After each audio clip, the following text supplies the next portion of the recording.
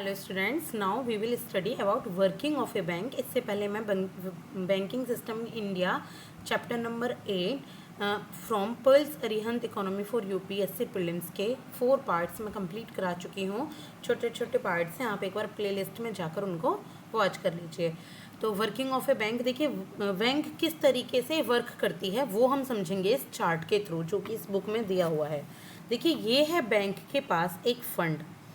ये जो आप देख रहे हैं इस कलर में, ये है फ्रैक्शनल रिजर्व बैंकिंग, यानी कि बैंक इसमें कुछ परसेंट जो होता है एनडीटीएल का, net demand and time liabilities का, उसे एक साइड में रखती है। बैंक इस फंड को एक साइड में रखती है सीआरआर और एसएलआर की फॉर्म में, cash reserve ratio and statutory liquidity ratio की फॉर्म में। और ये जो फंड है ये आपका लैंडिंग नहीं किया जा सकता, इसको लोन पे बैंक नहीं दे सकता। अब ये देखिए रेड कलर में, ये है capital set aside for vessel third 3 norms capital adequacy ratio. तो सीएआर की फॉर्म में ये कैपिटल भी एक जगह रखी जाती है और ये भी लैंडिंग नहीं की जाती इसकी, यानी कि लोन पे इस फंड को नहीं दिया जाता। वेसल 3 नॉर्म्स क्या हैं ये हम आगे पढ़ेंगे।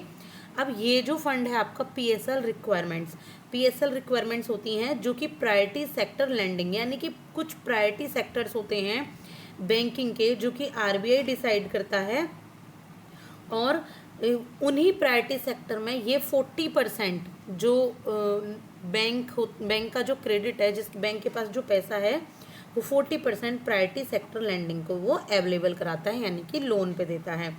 अब कुछ रिमेनिंग लोन्स होते हैं जो कि बैंक के एसेट्स होते हैं। रिमेनिंग लोन मीन्स जो लोन बैंक ने दे दिए हैं और बैंक जिन पर इंटरेस्ट पेमेंट जनरेट कर रहा है, इंटरेस्ट जिस पर बैंक को मिल रहा है, ये नॉन परफॉर्मिंग एसेट्स बन जाते हैं एनपीए अगर 90 डेज से ज़्यादा इन पर कोई इंटरेस्ट पेमेंट नहीं आता। यानी कि जिन लोगों ने ये लोन लिए हुए हैं, अगर वो 90 डेज से ज़्यादा इंटरेस्ट पेमेंट बैंक को नहीं कर रहे तो वो एनपीएस बन जाते हैं, और ये होते हैं रिमेनिंग लोन, यानी कि बैंक की एसेट्स। तो इस तरीके से बैंक वर्क करती है। और अब हम ये देखेंगे रेड वाला जो मैंने बताया था सीएआर की फॉर्म में। तो देखिए यहाँ पर ये बैंक की होती हैं लायबिलिटीज़, जिसमें डिमांड डिपॉजिट्स होता है और टाइम डिपॉजिट्स होता है। तो ये बैंक की लायबिलिटीज़ होती हैं जिसमें बैंक को ये इंटरेस्ट पेमेंट देनी होती है, किसको, डिपॉजिटर्स को। और एनडीटीएल की फुल फॉर्म आप जानते हो, net demand and time liabilities. Demand means जो कि आप सेविंग अकाउंट खुलवाते हैं बैंक में, या आप साथ ही साथ बैंक से पैसा अपना निकाल सकते हैं। टाइम लायबिलिटीज़ मीन्स कि जैसे आप एफडी और आरडी करते हैं, उनको कहते हैं टाइम लायबिलिटीज़। तो इस तरीके से बैंक एक वर्क करती है। आप इसको दोबारा सुनिए या एक बार अगर आपके पास बुक अवेलेबल है तो आप उसमें से पढ़ सकते हैं। नाउ हम जानेंगे प्रायोरिटी सेक्टर लैंडिंग्स क्या होती हैं। देखिए जो प्रायोरिटी सेक्टर लैंडिंग है, अभी हमने पढ़ी थी कि 40% जो बैंक पैसा देगा वो प्रायोरिटी सेक्टर में ही देगा।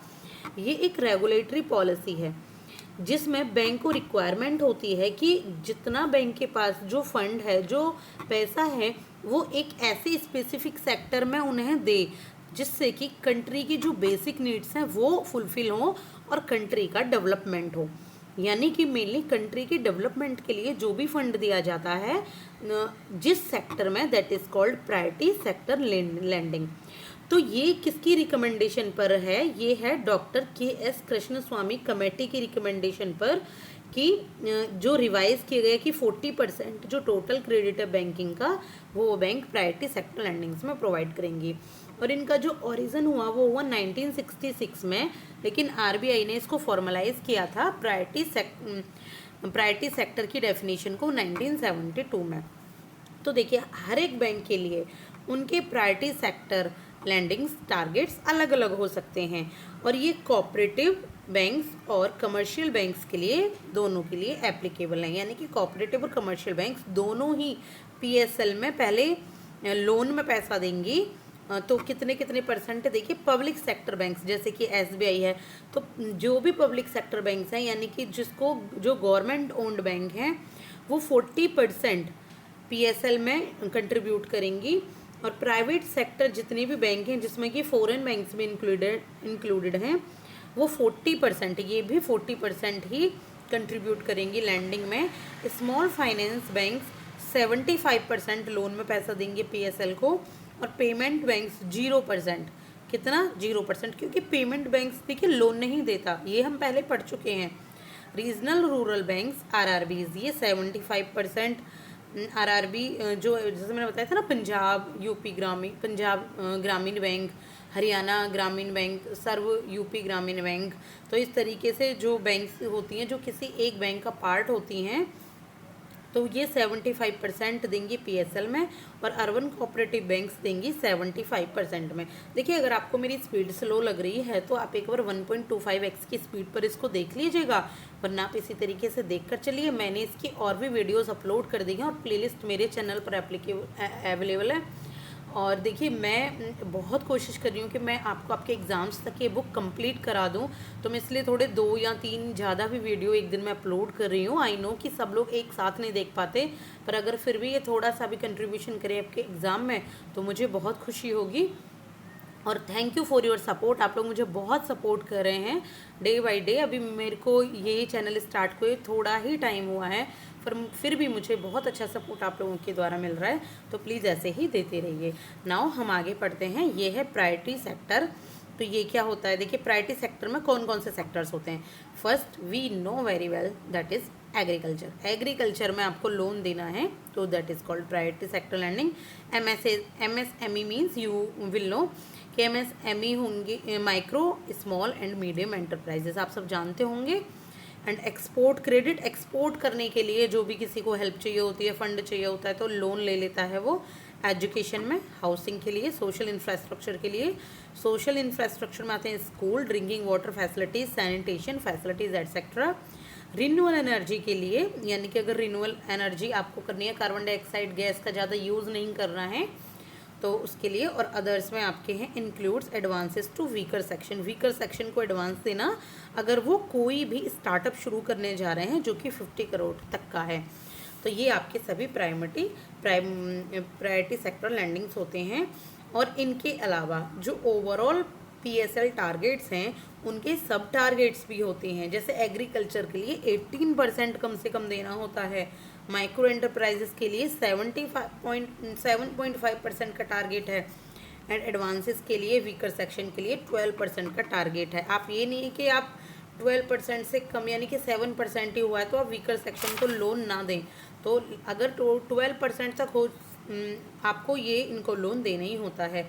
अगर बैंक, देखिए बहुत इंपॉर्टेंट है, अगर बैंक अपनी PSL रिक्वायरमेंट को फुलफ़िल करने से फेल हो जाता है, यानी कि वो जो ये अमाउंट है ना PSL रिक्वायरमेंट का, इसका 40% अगर वो नहीं दे पाता लोन में, यानी कि लोगों को लोन की ज़रूरत तो है नहीं, अब बैंक खुद तो नहीं देने जाएगा ना, वो तो जब लोगों को ज़रूरत होगी तभी लोग लोन लेने आएंगे। तो अगर वो 40% नहीं दे पाता तो देखिए क्या क्या ऑप्शन है बैंक के पास। बैंक उस पैसे को rural infrastructure development fund RIDF में डिपॉजिट कर सकता है, जिससे RIDF बैंक को इंटरेस्ट देगा। क्या होता है ये RIDF? इसका मेन ऑब्जेक्टिव होता है कि स्टेट गवर्नमेंट को लोन प्रोवाइड कराना, ताकि जो स्टेट ओन्ड कॉरपोरेशन है अगर रूरल इंफ्रास्ट्रक्चर का रूरल डेवलपमेंट करने के लिए कोई प्रोजेक्ट चल रहा है तो उसमें वो पैसा खर्च करती हैं, उसके लिए वो लोन लेती हैं। तो इसमें कौन कौन सी एलिजिबल एक्टिविटीज़ हैं? 3 हैं इसमें, एग्रीकल्चर, सोशल सेक्टर डेवलपमेंट और रूरल कनेक्टिविटी। जैसे रूरल कनेक्टिविटी अर्बन से करनी होती है, एग्रीकल्चर को डेवलप करना है, सोशल सेक्टर को स्कूल्स अच्छे खोलने हैं, और ये मैनेज किया जाता है नाबार्ड के द्वारा। ठीक है, नाबार्ड के द्वारा। तो अब हम पढ़ेंगे प्रायोरिटी सेक्टर लैंडिंग सर्टिफिकेट्स क्या होते हैं। तो ऑप्शन 1 तो ये था कि RIDF में दे दे पैसा बैंक और इंटरेस्ट ले ले।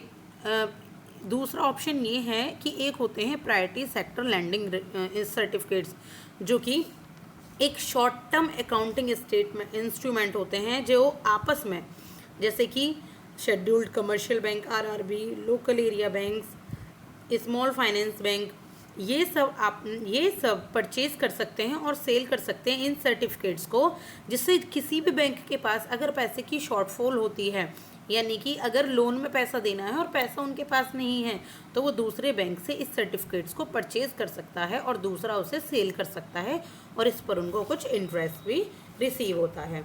तो ये है आपका पूरा PSL के बारे में।